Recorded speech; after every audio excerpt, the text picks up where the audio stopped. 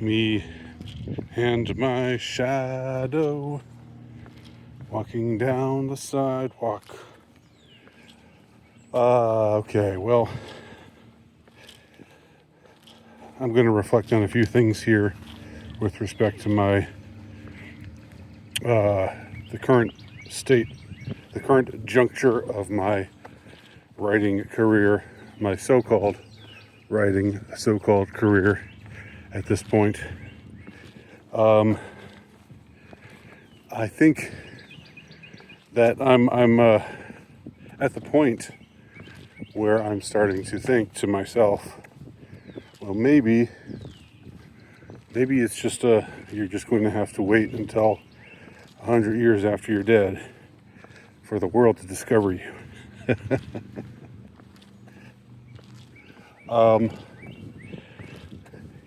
I've been writing for a while. I've published a few things, a few books, and I do have a niche following, and I think one of the good things about a niche following is that you can depend on that niche. That niche is reliable. They know who you are. They dig you for the most part, or else they wouldn't be in the niche with you. And so you can just keep pitching to your niche, and and have that go on indefinitely, I suppose. But I'm someone with ambitions, or you might say pretensions. It depends on how you look at it. I'm someone who's always thought I could reach a wider audience, and who's always striven to reach a wider audience without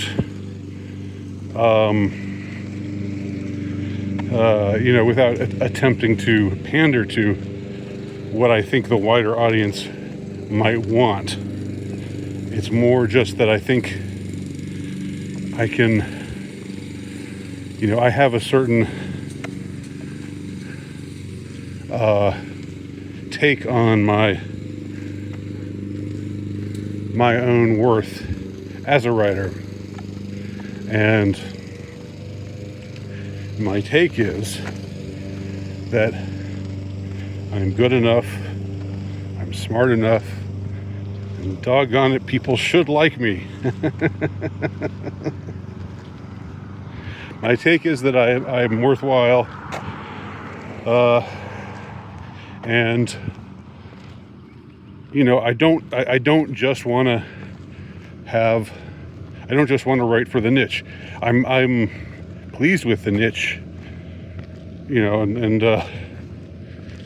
it's great to have them. I don't ever want to sound ungrateful. I don't ever want to sound like I'm turning my back on my origins, or like I'm ashamed to be who I am, or ashamed to have the following, ashamed to be of the whatever tribe that I've been placed into, because we're all a member of some tribe or other. And I think being a part of the just hanging out with Richard Spencer for a few years just kind of sealed the deal for me.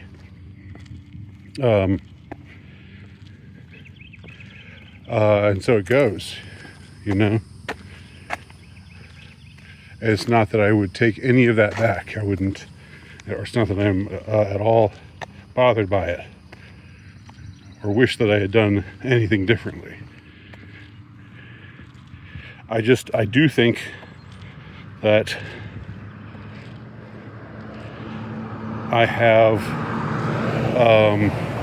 that my work has the potential to reach more people than it has been reaching. But with that said, I've been at it for some time now, and it hasn't happened yet. I haven't had my breakthrough yet. And where'd my shadow go? The position of the sun is making this such that, or where I'm walking with respect to the sun, is making it so that I can't really show you my shadow anymore. Too bad. I no longer have a shadow. My shadow has disappeared. My shadow has been absorbed into me now. I have taken responsibility for my shadow self. There he is. So he still walks beside me, but I claim him as my own. So that's what Jung says you ought to do, right? I think. Yeah, so it hasn't happened yet, and when you get to this point, one is tempted to despair that it will ever happen in one's own lifetime, and perhaps one is correct in that despair, or in that assessment. In that case, it's not truly despair. It's just acknowledging realities. But I think there's. I still think I can. I still believe that my writing has the potential to reach a wider audience if it has ever has the opportunity to reach a wider audience. But there are only so many things you can do on your own. And I've found that even getting people to pay attention, even getting people to consider purchasing anything I've written up to now it's a pretty steep.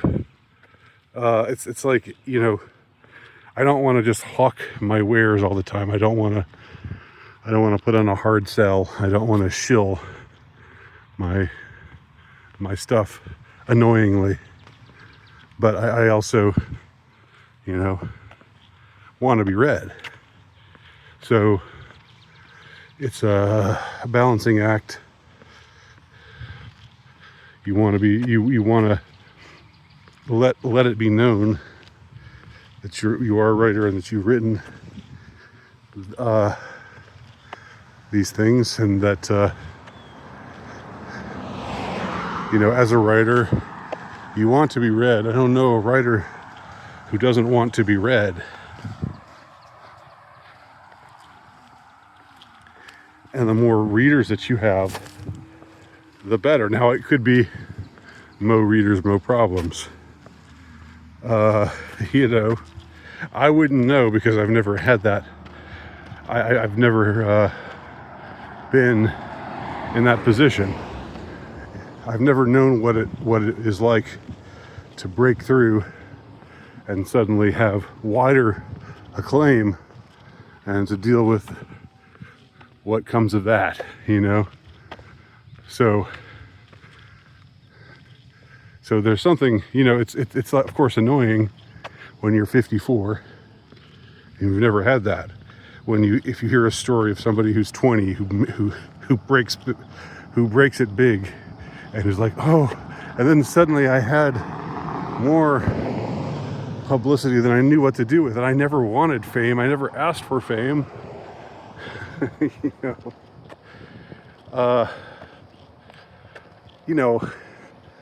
I'm sure there's truth to that story, but and I'm sure I'm not meaning to be to be dismissive of it, but it's one of those things that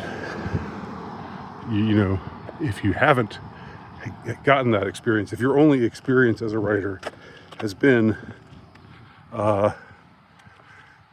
getting published by niche publishing houses, and basically being an underground writer, or a writer that appeals to a certain selective audience. And that's all you've ever really known, except for the notoriety that you've gained as having once associated with Richard Spencer, and thus, you type your name in a search engine, and the ADL hit piece comes up with you on it, with you listed as one of the bad boys, one of the ne'er-do-wells. Like that's the only notoriety that you have.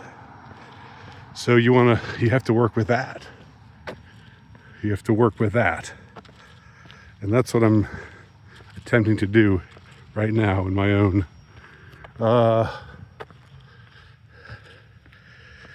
hopefully brilliant way, with what I'm writing right now, what I'm working on right now. But I've got a new novel that's going to be coming out hopefully this summer, maybe in the fall. I don't. The publisher doesn't know the exact date, but I know it's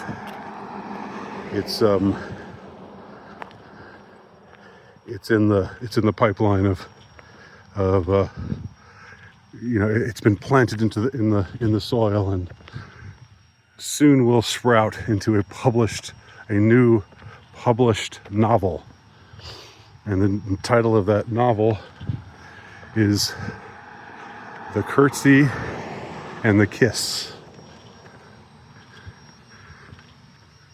which sounds really girly. I know. Have I lost my touch? Have I gone soft?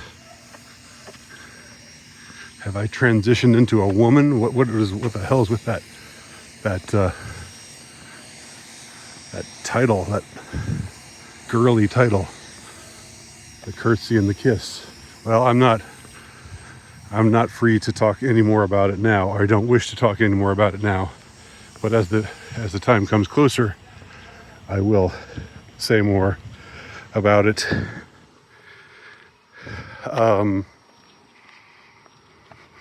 And I've got something else that I'm working on now that I'm hoping will be my opus,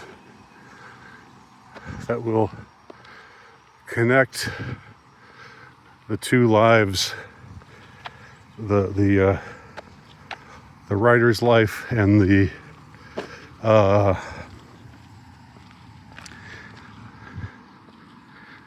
life of the imagination. The mundane life of the writer,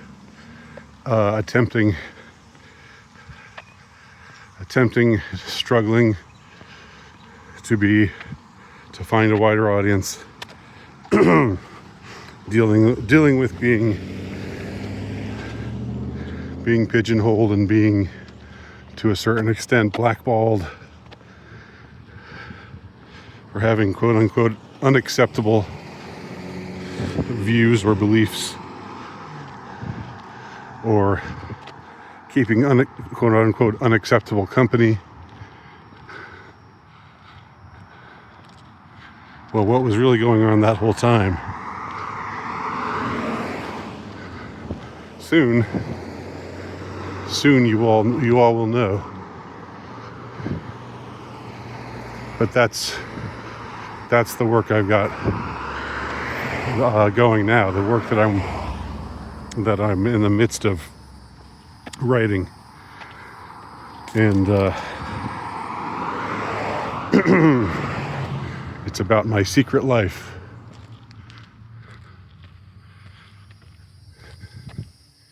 So, look forward in the short term to The Curtsy and the Kiss, and then look forward to what's being tentatively titled My Secret Life, but it'll probably have a different title by the time it finds its way to print. And that'll be sometime in the farther future. That's what I'm up to right now. Not that you asked. Thanks.